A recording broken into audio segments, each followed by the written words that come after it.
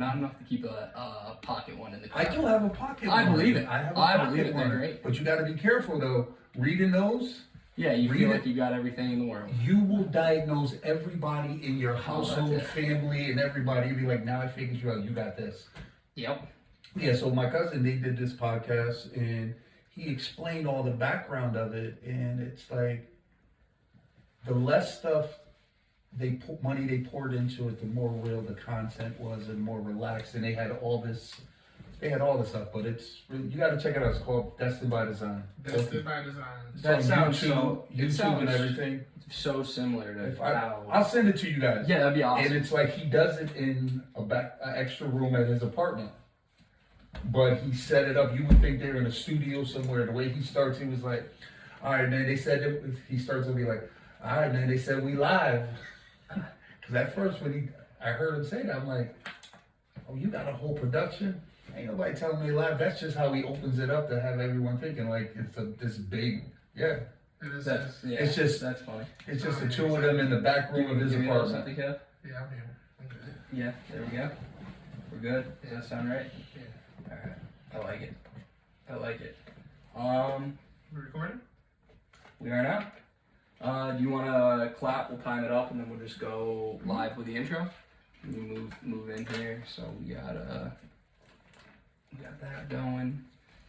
I think you made it work. Yeah, it works. 1, 2, 3. What's going on, everybody? I'm Ben Backus. And I'm Kevin Paulin, and welcome to the Falling Up Podcast, where we have conversations about turning obstacles into opportunities. And on today's show, we have the pleasure of being joined by Mr. Gordon Lai. Welcome. Thank you for having me, guys. This is awesome. Yeah, very much so. I'm excited to jump into this. When we started the podcast, we've gone all over the guests we have gotten on, but the pure fallen up guest is someone who went through the struggles and was able to truly stay stuck, not know there's a way out, and then find that way out. But not only find that way out, then share the message and give back to others. And just reading your bio and your history, that rings so true to you. And I sit here and I'm like, wow, I'm so excited to get to know your life experience and what you've been through, because I feel like our stories, without even knowing, are so similar in just the directions we went. And then hearing that you started and you did the DART program and are licensed alcohol and drug counselor, it was just such a similar story and trajectory to the way that I went. So I just want to know, how did it start? Let's dive into this thing. Okay, so thank you. That's a great question. I think the reason why I got into it all, I needed to make sense of people. Like, one of the things I've always said that one of my unique gifts is to be able to connect the dots, right? Like, make sense of why people do stuff. I needed to, because I have I like to call it an interesting childhood. And some things happened to me during it, and I'll talk about that in a second, but I needed to make sense of it. And when I did the DART program because I'm a person in long-term recovery, and I delved into psychology, and I realized what psychology was. It wasn't so much the study of humans, it's the study of human behavior. And human behavior is what I needed to make sense of, because people did some screwed up things to me growing up. And I needed to understand some of the whys. Maybe not their why, but some of the whys as it is universal, okay?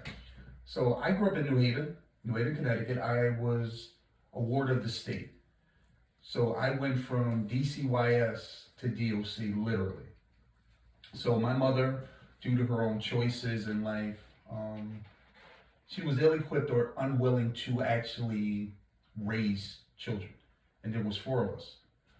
We call ourselves stepkids because our ages are like steps. My oldest brother turns 56 Sunday. I turned 55 yesterday. My sister she turns 54 next month. And my baby brother, she took a hiatus. She took a year off and skipped him. and he turns 52 in August. So we're like stepkids. We're like one after the other. So she just had a baby, got back on those streets. And let's be honest, since we're being honest, my mother was a prostitute. That was her trade. And she had us all young. So she left me on a couch. And went back to doing what she does. That was my first big thing. So abandonment came in early. I became a part of the foster home system of the 70s. There was no child protection laws. So a lot of cruel things happened to us growing up. I learned the world wasn't a safe space. I learned all the forms of abuse, physical, verbal, sexual. I was physically raped by a male babysitter the summer before my 10th birthday. So I had all these traumatic things. I know what it's like to be locked in cabinets, cigarette butts put out on you. I know all these horrific things. So when you have that type of experiences at such a young age, you need to make sense of the world in order to function in it, or it's gonna break you. And I've always been a stubborn individual. You're not gonna break me. So I needed to figure some things out. So as life went on, I got into reading and studying and learning some things. During that initial phase where you had all of these remarkably trying events take place, what was the mentality going through that, right? What was the why or the making sense of it for you in those moments? The weird thing, and I guess it's not weird when you think about it, I was still trying to please the people that hurt me. I was still trying to be liked, and I still suffer from that to this day. Being liked, not wanting you to be upset with me, and letting it rent space in my head if I thought you were. So even during all that, I was still trying to please the people that were hurting me the most. And I internalized it, which is natural when you think about it. A child, if you look at it, even Erickson's development of a child, it's like at those stages, everything is cause and effect. A child, even as an infant, it cries, it quickly learns, if I cry, this entity will give me something. So them getting something, they were the cause, that was the effect. And growing up, when you start dealing with abuse, you think you did something wrong. I made mommy mad, that's why she beat me. It has nothing, because you can't grasp the fact that dad did this or this happened and they're just frustrated and they're taking it out on you. You can't grasp that. But what you can grasp is the simplicity of this happened and this was the result. However unrealistic it is, but in your mind, that's what it is. So I try to please those people. Yeah, it was a legitimate core belief. Yes. Right? And I think that is it is a fascinating thing about human behavior, right? Where if all I know is this one thing, I create my own narrative around it. However distorted it may be to the outside looking in, that is my truth, right? And to be able to break that, I think takes not only a great deal of luck in meeting the right people, but it also takes this desire to really begin to dig deep and peel those layers back. I just think it's so incredibly fascinating. So go on, I'm sorry for interjecting there. That's okay. So as a result of those things, I learned to look for numb, right? Anything to make me not feel. And I did that before I picked up substances. I didn't want to feel, so I needed a distraction. And I always say God blessed me with the ability to draw. So like, I'm a fantastic artist. Like, I can draw you guys sitting there. I picked up a pencil when I was 9 years old and been able to draw anything. So that was my escape. I learned how to escape through artwork. But that can only get you so far, growing up in the projects with different things happening, and just a normal progression of that childhood curiosity going into my teenage years. You had to have your first, kiss your first girl, smoke your first joint, have your first drink. Right. And of course, I excelled at that. So I had my first drink, fell in love with it, was able to consume tons of alcohol. That made me numb. Plus, it made me popular because as a result, people always said, do you remember what you did last night? No, I didn't, because I was a blackout drunk at the age 14 drinking Wild Turkey. But they seem to rather, oh, you was crazy. In any acceptance, however negative it may be, is still acceptance. So I lived for that. And I did the typical things teenagers do, but that progression just went on to drugs and crack cocaine and things like that. But what I didn't realize what was also happening was the kissing of the girl. I didn't make that connection till later, because I wanted to be appreciated so much. I fell in love 100 times a day. If you smiled at me and called me cute, we went together. Whether you knew it or not. I don't know where you going. You live here now. So I started taking hostages at 15. Even though they didn't know they was hostages, they were hostages. Right. So how I went into relationships moving forward was, how I see myself was directly connected to how you see me. So if you thought I was cute, I was cute. The minute you thought I was a a-hole, I became an a-hole. That's how I see myself, because I had no self-evaluation. I was never taught that. Everything was still cause and effect. I was still that child stuck in cause and effect. So if this happened, these are your feelings. I caused them. And I went through life like that, and through the drugs and committing the crimes and things like that. Next thing I know, I started getting arrested, getting a PTA, promise to appear, taking a PTR, promise to run, never showing up to court, and just trying to avoid everything. But you can't avoid things like that. Next thing I started doing time. And I became comfortable with it. How old were you when your first bid? My first arrest, I was 12. My first time getting incarcerated, 19. 30 days Northeast Correction, stuff like that, where you was able to wear your regular clothes. But by the time I got into my 20s, it was 6 months and stuff. And then at 26, I was given 10 years. And I did 9 years, 8 months, and 3 weeks off of 10. So tell me what it's like when you say, really quickly I became comfortable with it. Just what that process is like, because I think that is a remarkably powerful thing to say. Okay. I became comfortable because I found a place. There was nothing to figure out. The simplicity of prison was great for me. You wake me up, you tell me where to go, I go do this. If I don't, I get in trouble. If I do it, I get rewarded. I didn't have to figure out anything. Commissary, I just learned the basics, how to fill out a commissary sheet. There was the simplicity of prison is like, it was relaxing to me. And I was given my own space. I never had my own space. Everything I did, I shared. So I had my own space, even if it was just a bunk that was mine. I was responsible to maintain it. Mm-hmm. So there was no responsibility. There was no expectations.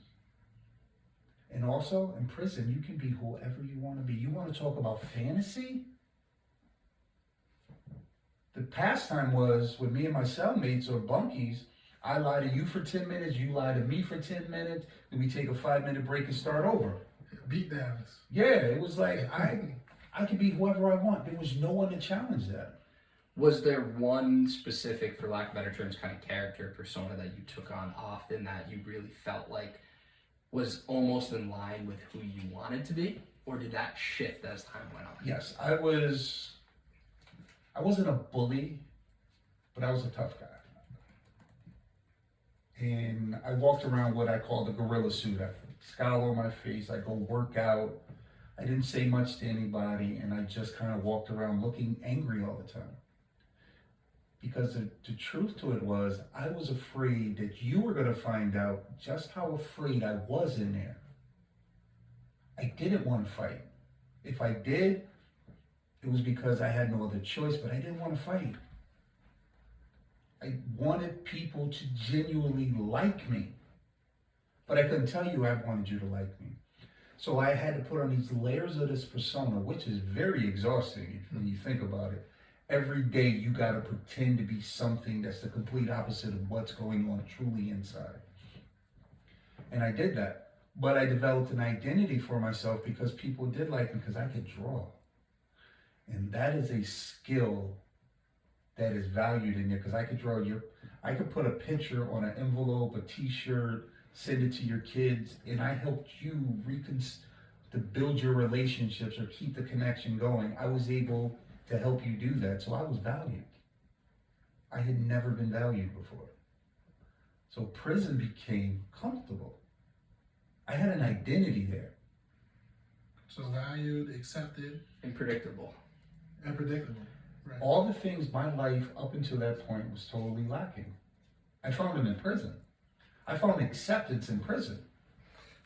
Tell me about that, because that's a big word right there. I found people in prison, when you can be whoever you want to be, they'll accept you for it.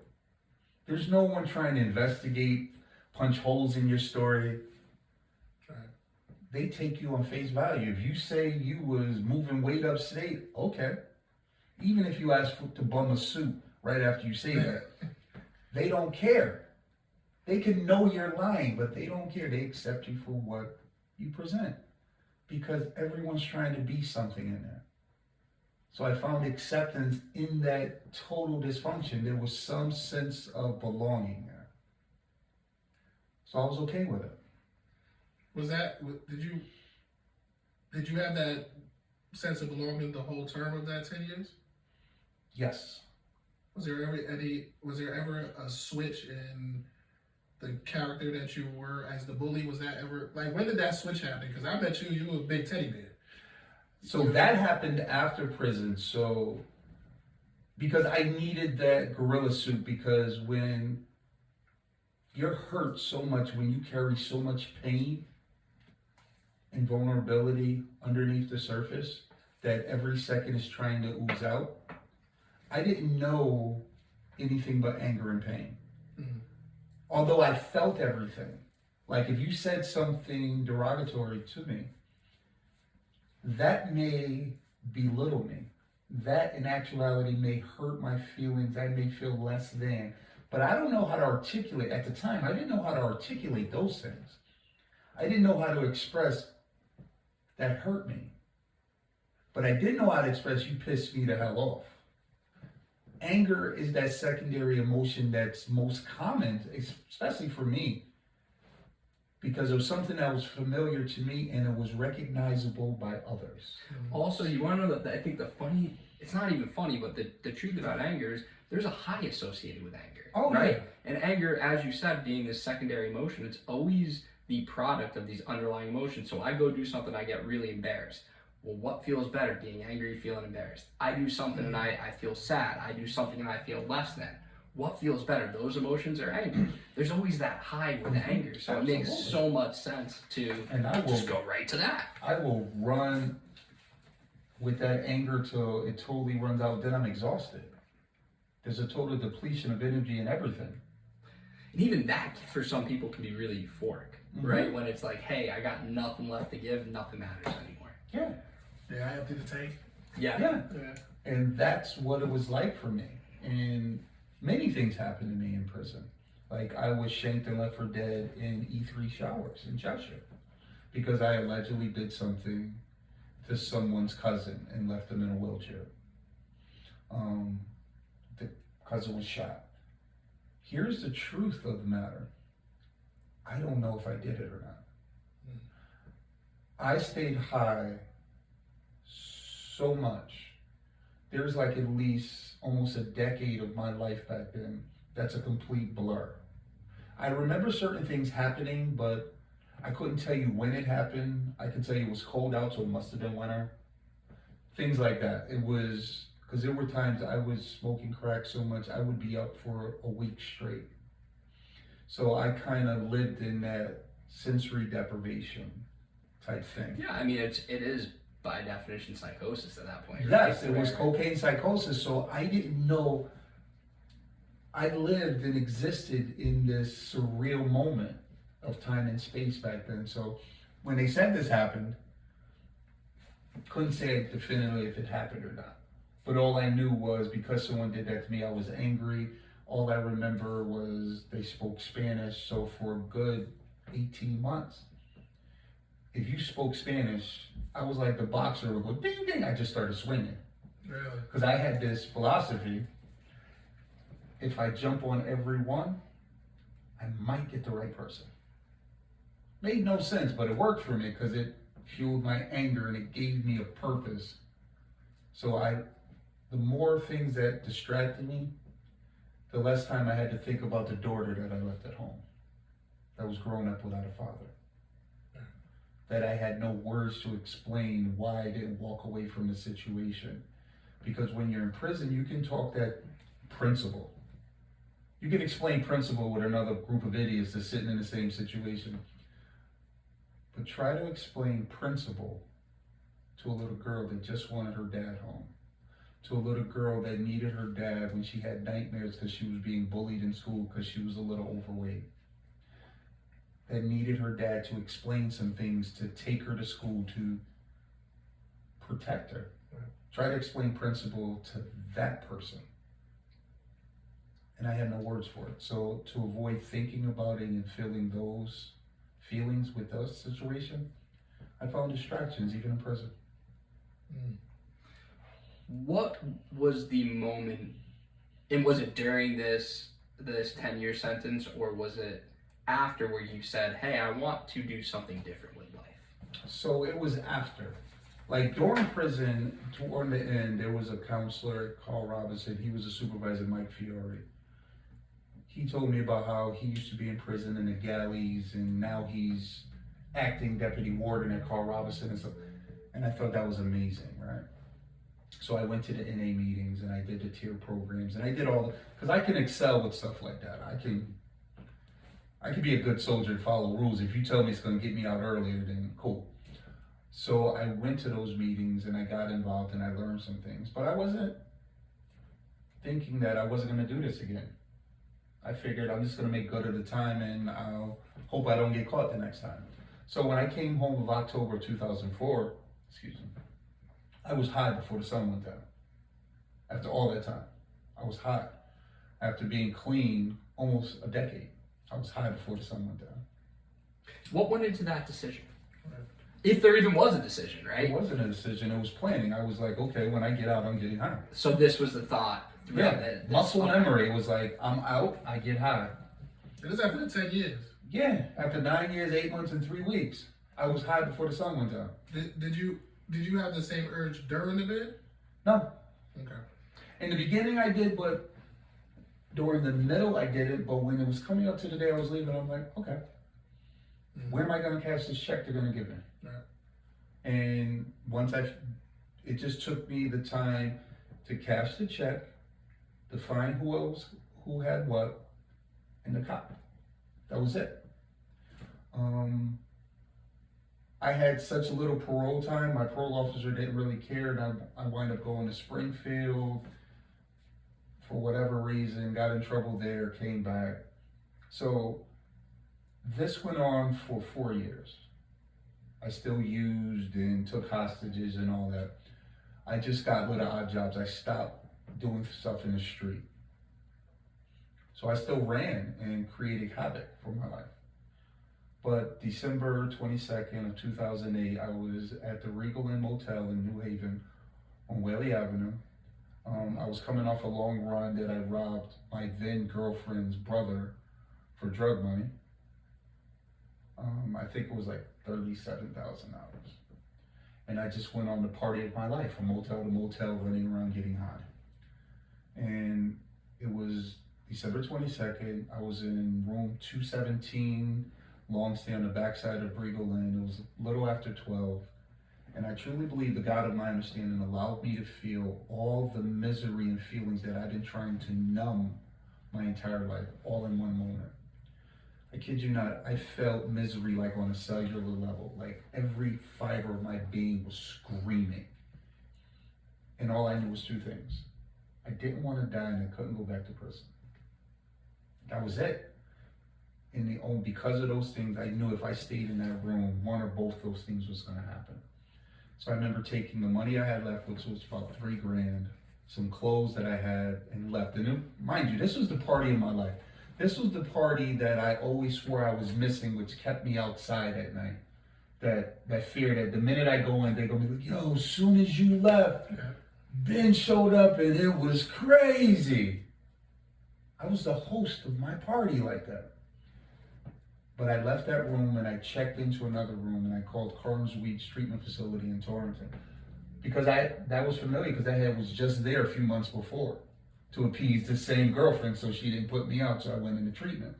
Because that was another thing with me. If it wasn't prison, I was in treatment. Oh. Because it was the same thing. You put me in a controlled environment, I thrive. So I went to Carnes Weeds. I showed up to there Christmas Eve of '08. I walked into treatment for the last time.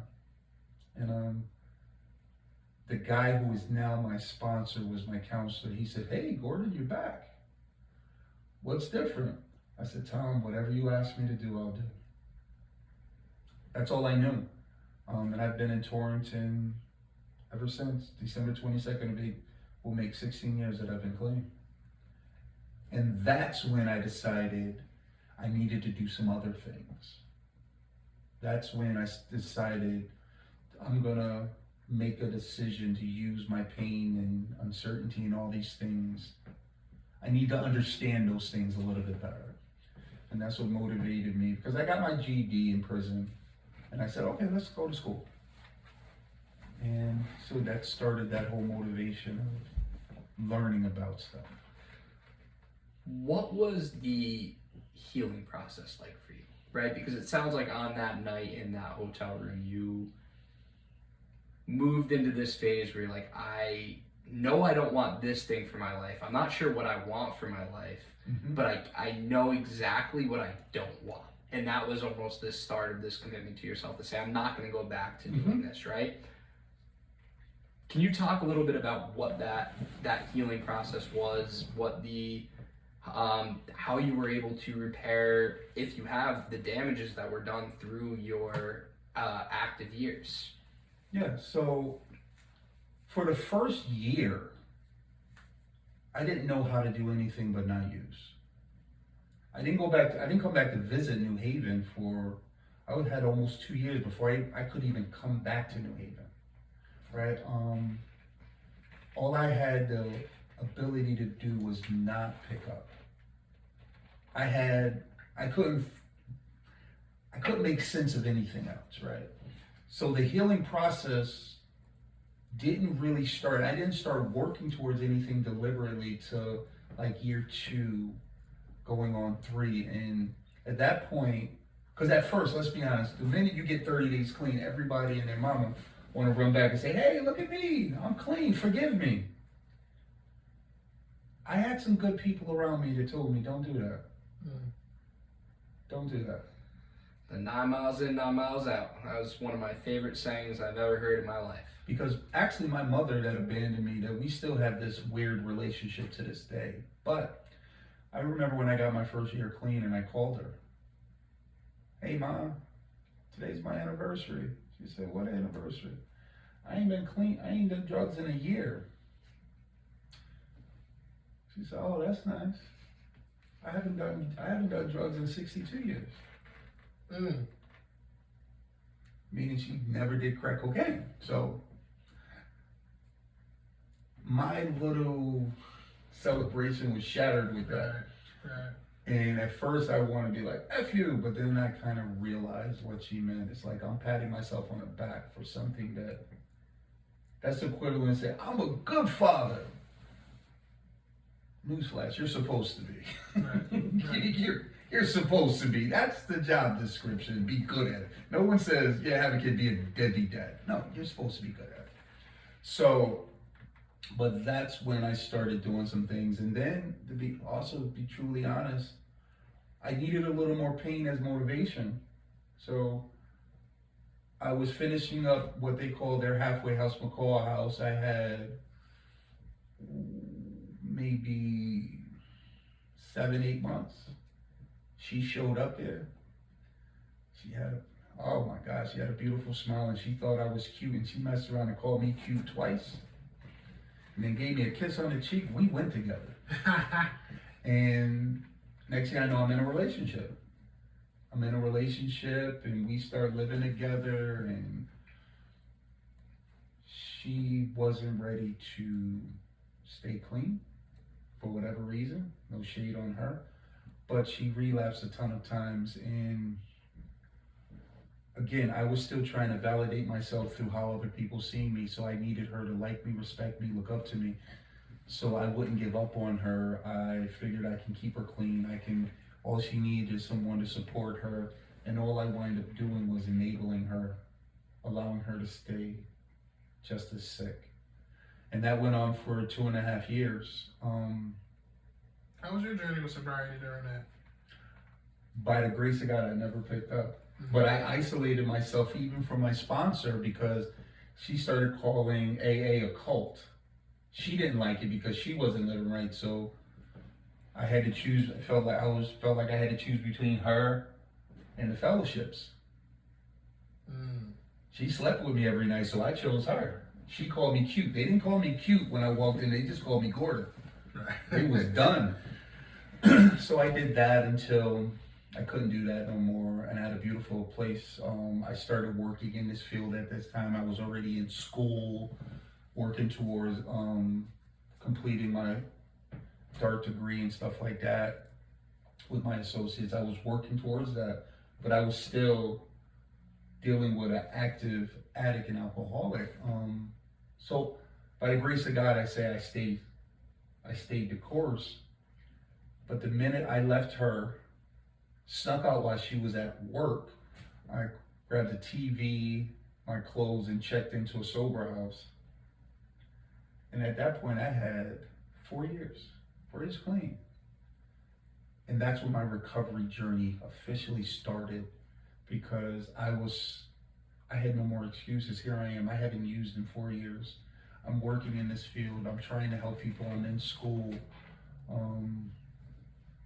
And I'm just as broken as ever. And that's when I made a deliberate effort to get better, to help start healing Gordon. And that's when it started. Tell me about that effort. That was painful.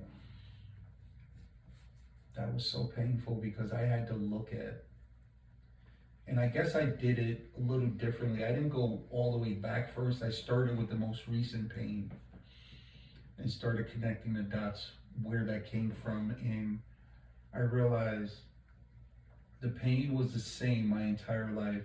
The only thing different was the faces of those who caused it, or I allowed myself to be in those situations with. All my relationships that I'd ever been in, they were the same person. They were the same person, they just looked different. I was attracted to their brokenness because that's all I knew was broken. If I recognize low self-esteem, oh my God, God created you for me because you're just like me. So that's all I was able to see. So I found dysfunction. I was totally attracted to dysfunction and brokenness. Degradation was a daring quality in someone that I fell in love with because that's all I knew. That's all I ever knew. I wasn't taught to have self-esteem, to look at myself in high esteem. I wasn't taught to value myself. I was told stuff like this because I'm biracial. My father was white. He was one of my mother's tricks. And growing up with my grandparents, well, my grandmother more so, she was from the deep south and she had a total disdain for whites simply because they represented the most cruel group of people she ever met. So she couldn't love me. So I heard many times in her house, you think you better than because you got that shit color. So you don't value yourself when you told you look like shit your entire life. And someone that's supposed to love you can't get past the way you look to actually love you as her grandson. But she can love your brother who looks your complete opposite. Like my brother Will, I always mess with him, say he's so black he sweat coffee, that's how dark he is. If he stand by that door, close his eyes, that door became a fucking hallway. But when you grow up with stuff like that, learning to value yourself is something you know nothing of. So my relationships reflected that. So when I got around to learning about myself and delving into it, it was painful because I had to really look at reality. There was no dressing it up, making it fit. I had to see things for what they was, and that was very painful. My actions, leaving my daughter, not being a part of her life, some of the women I used and abused and took as hostages. And I thought I was being what I was supposed to be, but I was I was weaponizing their pain against them, pretty much. And when you look at the sum total of the bad choices you make, it's kind of hard not to cry. And so I spent a lot of years crying and hurting and trying to figure some things out, making decisions not to do it again.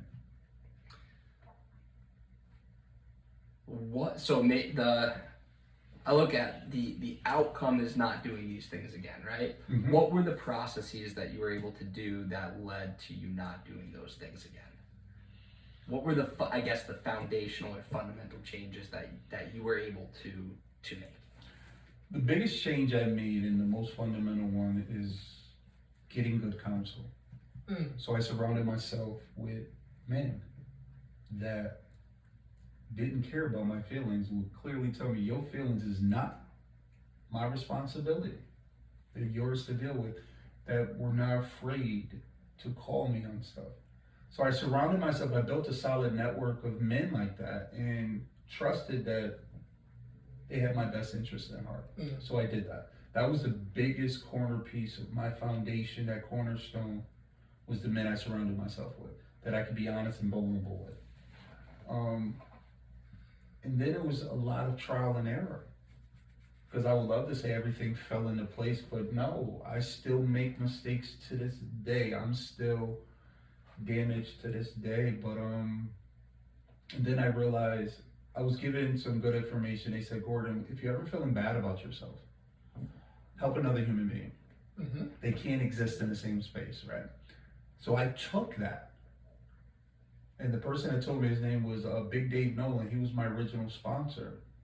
And I took that, and he had frog, this tattoo on his knuckles, fully relying on God. Because he always said, if I have God in one hand and I help another drunk with the other, I don't have a third hand to drink. So when he passed away, I put it on both my hands. Because I figured if I hold on to my belief or concept of God, and I'm being of service to another human being in some capacity, I don't have a third hand to screw my life up. So I delved in. That's when I really delved into the service of helping people. And it came from an authentic, and continues to come from an authentic space. All I want to do is, I don't care what you did. I don't care where you come from. I don't care about anything. How can I help you? And sometimes it's as simple as paying for a cup of coffee. Right. How can I help you? And that's the space that I got into. And once I got into that space, my world opened up. I found out I was always good at counseling and learning and being able to identify with things. But once I got into that almost spiritual space of wanting to be of service, my ability to be good in those spaces just took off. So all of a sudden, I'm a case manager doing this, I'm a counselor doing this, and then I become a program manager. That's when I met Kevin, and they entrusted me to build a program for reentry. That's when I got into that reentry space, because, okay, I can identify where they're coming from. I was in those projects. I was in that prison cell. I know what it's like to exist in this confined space where you gotta eat, sleep, and defecate all in the same space. And sometimes you gotta share that space and try to sleep while this person is defecating right behind this sheet right here. Mm-hmm. And most people, if you don't know what that's like, you can't identify the degradation that you call normal. Most people will not eat in their bathroom, sitting on the edge of their tub or in a chair, looking at your toilet, having a carton of milk in your toilet and flushing it to keep it cold. Or washing your sheets in the toilet. Yes, in that environment, to be so normal, to be, when you think about it, so normal. There's nothing wrong with that. So to get into the reentry, into that space, and knowing exactly when someone comes home, I can look at them and know exactly what they're about to experience. Feeling awkward because all of a sudden you find yourself standing in your shower at home with slides on because you're used to getting in there with shower shoes and you do it without thinking. That muscle memory kicks in and it's just of a different world. That not fitting in, doubting yourself, can you do this? So when I got into that, I knew I can connect with them because I know what they're going through. And I just did it. And the world has opened up to me tenfold. I wound up getting a pardon, so 25 felony convictions. And I gotta say, I was insulted by that. Wasn't that they gave it to me, that they did it in 3 seconds. I have the recording. I'll show it to you. I recorded it because I logged on. They did it online. I didn't have to be present. And it said, as soon as I logged in, it said, GWI, motion for full absolute pardon. How do you pick? Okay, GWI granted. 30 years of 25 felony conviction and you wiped it away. I felt insulted. I felt like I needed more time. You needed to take more time with me. Don't you know who I am? So I was insulted for a while, but then because of that, it opened up. I went into DOC. I went to do the academy with the COs, and I started to work in the prisons at Manson Youth. So here I am, a convicted felon, and we're touring some of the facilities. I went to Walker and stared at an APOD number 2 cell, where I spent 6 months in that cell, to be able to look into the cell that I spent when I was starting my 10-year sentence. Look into that very cell. So there was some surreal moments that I was allowed to experience. Then I left DOC and now I'm with Demas. And I'm working with Demas with the mental health and substance abuse in Middletown. And I've run into guys that I was locked up with, running around Middletown doing the same stuff. So life in its own way have come full circle, but better. It's kind of weird. Sometimes I don't believe my life. I always say I live in this perpetual pinch myself moment because I get to do some things that is so far-fetched from where I thought I would be. So it's I definitely relate to that part of wanting to be accepted. mm-hmm. But how ironic is it that when you start being of service and doing the things that are you, that you've been accepted more than ever?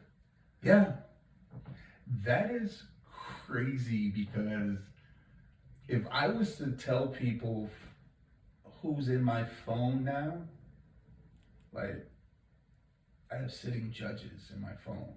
Right.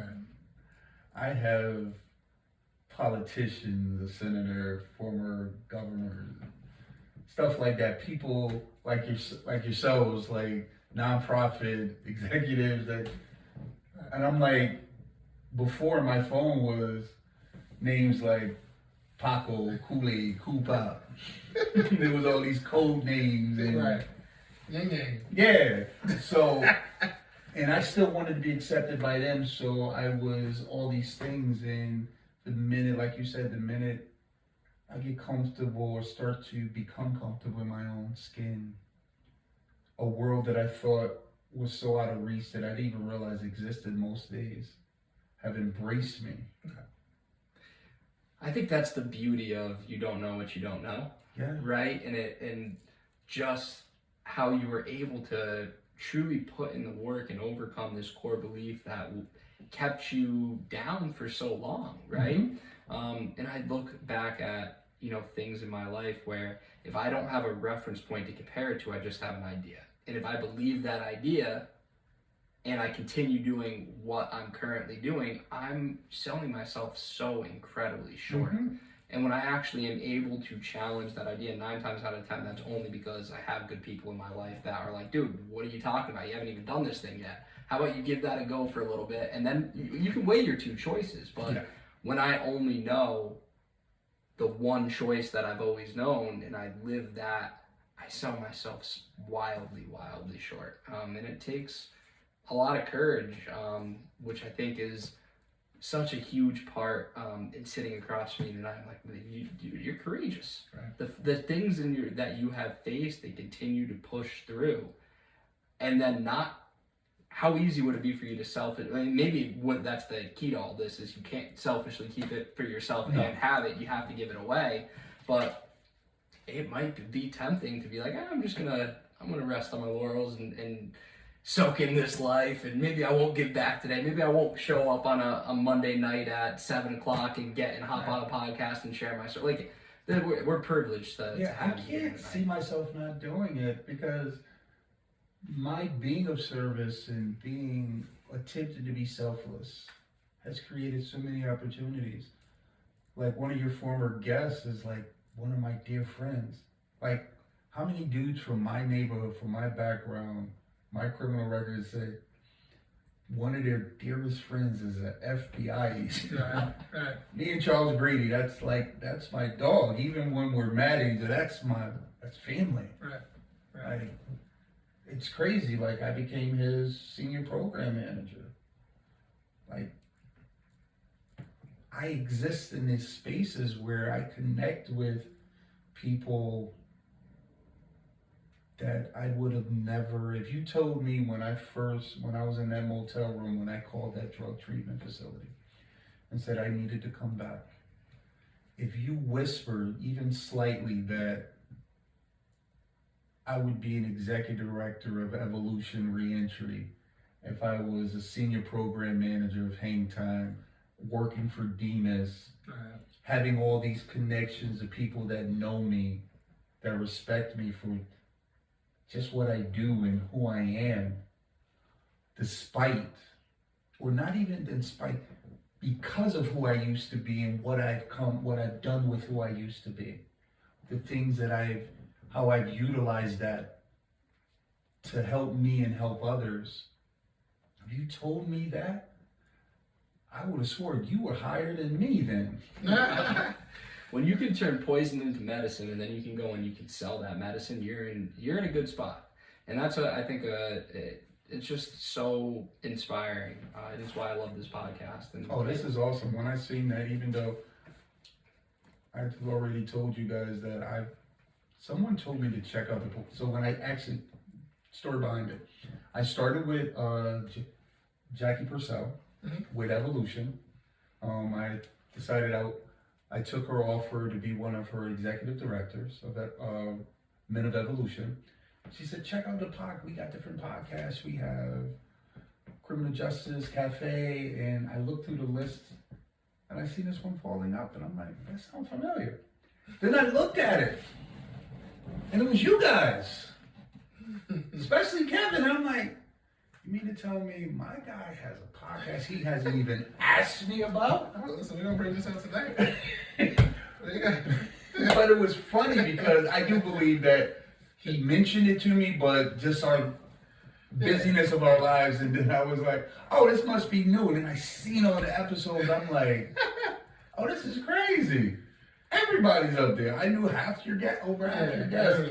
But the cool thing about it was I seen the content and I seen the message behind it. And then I fully understood falling up. Right.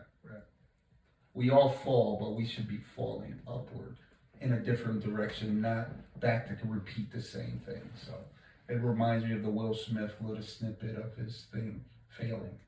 Mm-hmm. You must always, because the lessons are in the failing. Mm-hmm. That's where the gems, we don't learn from successes, we celebrate successes. So you should fail early, so you're always learning sooner. Mm-hmm. You should fail often. So you're constantly in a state of learning. And most importantly, you should always fail forward. Doing something, pushing the envelope, trying something new instead of failing backwards, repeating the same thing, which is insanity. So Correct. when I seen the podcast and I seen the name, after I got past my little petty feelings, I was like, this is awesome. This is so awesome. I do want to take a step back because you mentioned mentorship. Mm-hmm. And that process, right, of finding mentors, receiving mentorship, and then your role now being a mentor in the many roles, right? That mentor-mentee relationship, like, what did it look like for you when you first started receiving that mentorship from those gentlemen? It was different because I was still trying to figure out what it looked like, what it was supposed to be. Because, mind you, before then, every male that was close to me hurt me. Mm-hmm. Some of my most horrific things in my childhood was at the hands of men. So it wasn't a built-in trust. So it was always watching and like being very watchful, like, what's going on with this? Why are you touching me? Why are you hugging me? Why? So I wasn't really open to it, but I don't know, something within me, it was like an instinct that said, listen, let's just try this. Nothing else worked for you. So I started listening.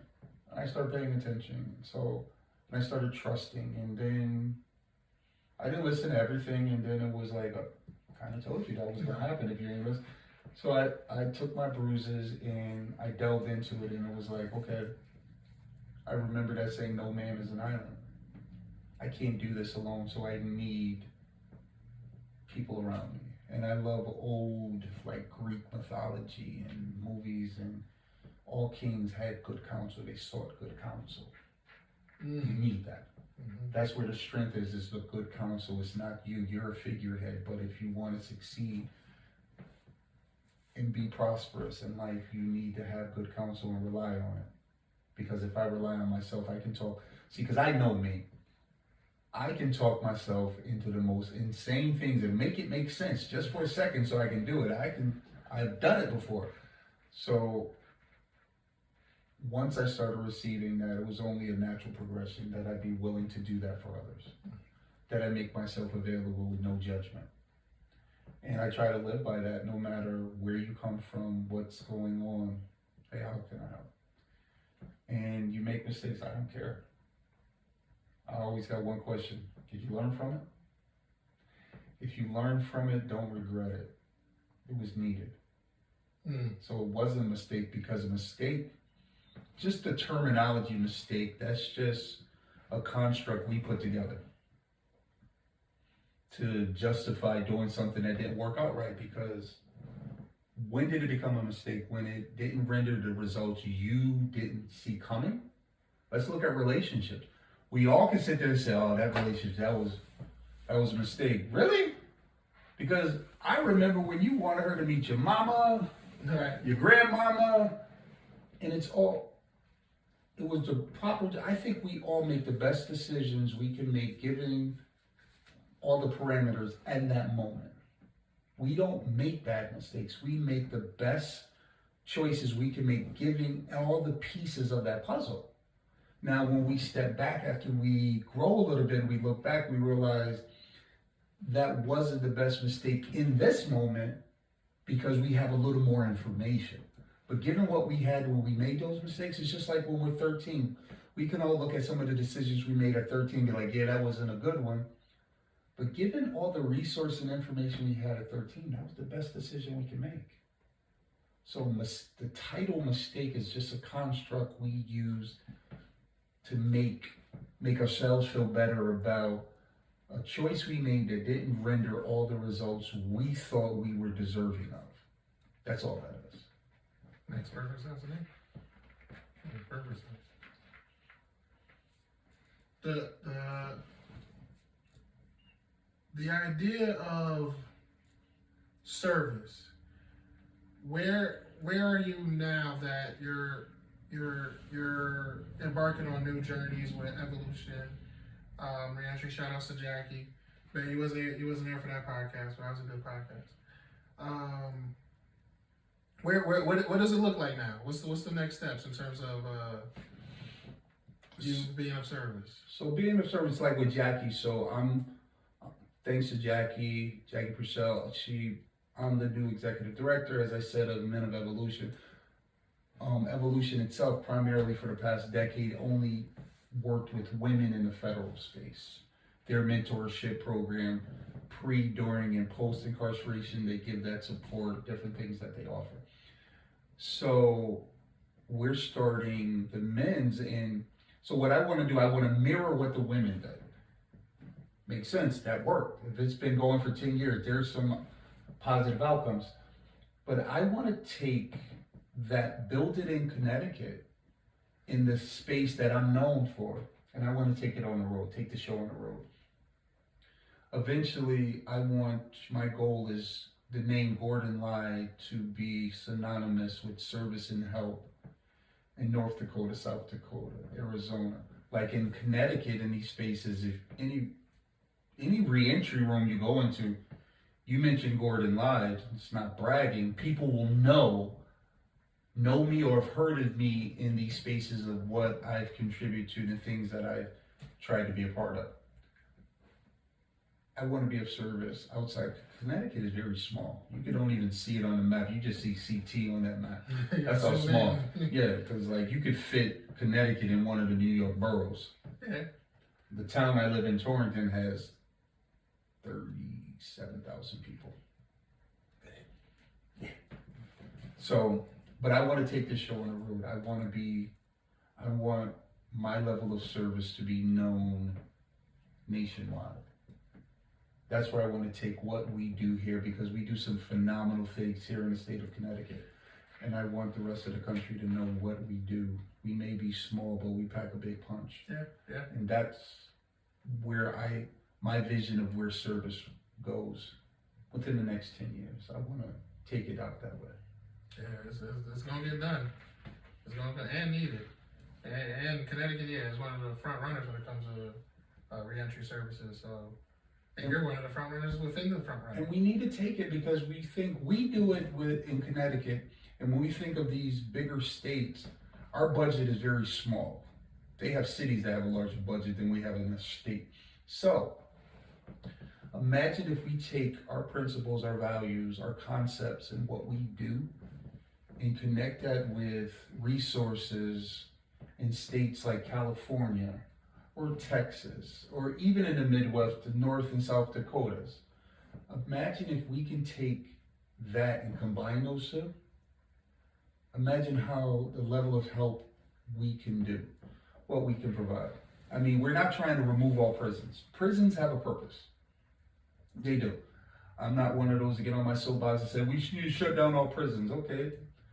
If you don't have a place to put, where are you going to put the people that are committing crimes? I believe in consequences, because if you remove consequence, there's no learning. Now, the conditions in which we find these consequences can be changed and altered. They don't have to be cruel. So, I want to take things like that, and we'll have with more resources, we can do more work. Let's be honest. So are you going to focus on the federal level, or are you going to focus on both? I'm going to focus on both, because right now I'm trying to get a glimpse into it. One of the guys I've been talking to is out of New York. He's about to surrender next month to Lexingburg to start his prison sentence. Mm-hmm. I've already started communicating with him. We're going to do lunch this week, and when he surrenders, my goal is to be there with him up until that day he goes in, and connect with him throughout the whole time he's there. So when he's done, we've built this relationship, and he's coming home to someone he knows that will be there to give him the emotional, mental support that's needed. And that will be my introduction to within this federal space. And I want to blow that up and become known, so while he's in there, he can tell other people, hey, we do this organization, this guy, he does this and does this, and connect them. So everyone deserves support while they're in there, and they deserve some opportunities when they get home, because they're already going to get the scarlet letter. You're going to get the blemish. You're a federal felony. You have that conviction. You're going to get that on a state or federal level. That is going to happen no matter what. But you can also get support from agencies and individuals that look past that and see the person. Because it's the person that existed before the crime. It's the person that exists during the crime, during the cleanup. During the cleanup, when you're in that space, 90% of the people are only going to look at your crime. You're being treated for your crime, your behavior. I think everyone's deserving to be seen as a person during that process, and especially after you've done your cleanup. You acknowledge your mistake, you were willing to face it like a man or a woman, you did it to the best of your ability. At what point do we stop looking at the behavior and remember to see the person? Because they've been there the whole time. And I think a lot of that goes to the evidence and kind of what you were talking about. I think it was calling mom being like, I'm a year sober and not getting that. It's like, okay, a year sober compared to X amount of time not living in the best way, right? So it becomes hard to have that conviction and that change. But now you're 5, 10, all this time, and you have this body of work of all you've contributed to society. Now that's what people begin to see. And there's always going to be the people that are absolutely ignorant, stuck in their ways, but we don't.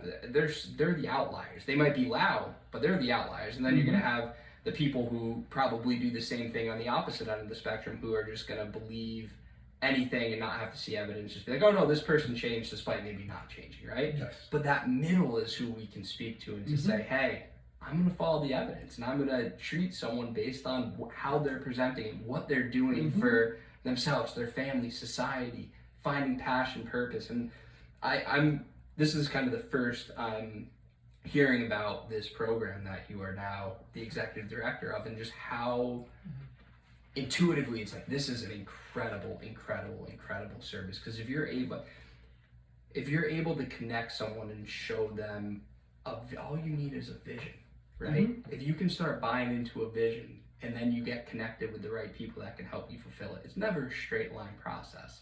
But like you said, then the mistakes become the learning experiences. Whereas if you don't have those people, it just becomes a way of life again. And I don't know, it has me really, really excited to think that this can be a truly viable model that it's just so different. We were having this conversation with 16 maybe a month ago, where it's like, how do you make societal change? And it's like, you can't, if you have a living hell, you can't just change hell. It's been there forever, it's so established. But you can create an alternative. You can create different approaches. You don't have to absolutely tear down a system that's so ingrained, but you can create different avenues. And you can help people realize, hey, this is actually a better avenue. And then there's competition. And then there's numbers. And then hopefully you create real change. And I can see this vision, kind of, because I only have this small pinhole view in, but I like what I hear. And I'm just so grateful to have this conversation tonight and have you. Thank you. Have you here. I know people will really get a ton out of this. Where can people find you? How can they help support your missions and your causes? So with Evolution, you can go to Evolution Reentry Services. You can just Google that. It'll take up to the website. You'll see the history. You'll see the staff, the board of directors, the programs we offer, all the various podcasts that we do and we're a part of. We help promote, because we're one of those. We don't want to be the only game in town. We like to support everyone. So you can find me there. You can find what I do there. Plus, there's the Hall of Change in Hang Time. You can do it with Charles Grady, Michelle Litt, the two. Charlie's the founder, Michelle Litt is executive director.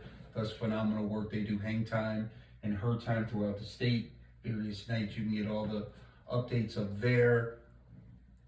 you have that. Those are the two biggest places you can find me. Is the things that I do. But there's another thing that be on the lookout for. Me and Kevin have talked about it on a few occasions that we're going to put this out there in the universe. Mhm. We're creating a coalition of services. So because you already have the connections with some of the bigger nonprofits that do reentry. So, but there's a ton of us small nonprofits that we want to get together, create a coalition where we get together and we don't try to reinvent the wheel, but we want to communicate so when men and women come home, they have a solid team behind them. So if I do housing, Kevin does jobs, you do resume building and things like that, financial literacy. Someone come home and they say, hey Gordon, I need to get connected with a job. I know automatically, I'm gonna send them to Kevin. Go see Kevin, tell him Gordon sent you. Oh, you need to build up your resume for that. Go see Ben, tell him Gordon sent you. So they have a whole team and we get together on a regular basis, monthly basis to talk about the caseload. So we have outcomes. We have too many of these programs, they get these fundings and they don't have outcomes.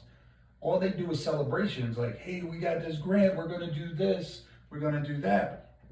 Prime example, and it's no shade against anybody that supported it, was like the certificate of employability that went out a couple of years ago. Mhm. There was a big launch of it, capital, we're doing this, doing that. Mhm. But see, the missing piece of that was there was no outcome because no one connected with employers to establish these relationships and say, hey, when my guys and my girls go through these things, go through these programs, they come to me with a certificate. This is a valid statement to say they're trained, they're ready for work. They didn't make those connections, so there was money thrown at this project, but there was no real outcomes. And that's the problem with a lot of bigger entities. They don't care about outcomes because they're already in a space where money's always coming in with grants. So if they lose the grant ringing up in 3 years, they got something to take its place. But us little guys, we live and breathe by these. So we want to create something where we have outcomes so we can go back and say, hey, this is what we did with the money from last year, and here are our outcomes. We got some success stories, we got some stuff like that, and we're continuing to move forward, and the only way we can do that is together. So we're gonna build this like reentry coalition, if you will. We haven't named it yet, but this is the idea we're coming up. So where we work together to help the individual. I think everyone's deserving to come home, not just with one person behind them, but a whole team, a collection of entities, like a whole coalition behind them that has one purpose, to help them align themselves with their version of success. Not our version, but their version of success. Because it's not cookie cutter. What they view as success is up to them, and we're there to help them reach their goals. So that's something in the future down the pipeline we're trying to build and we're gonna build. That's what we're putting in the universe right now because it's totally needed. Mm-hmm. It will happen. Absolutely. Yeah, definitely. Thank you for your time. Thank you for having me. This is awesome. Yeah, it's an absolute pleasure, honor. Now you can't give me any more petty energy because we had. Oh, I can come up. Oh, listen. Well, not for this. Not for I this. have a black belt in petty. I can find.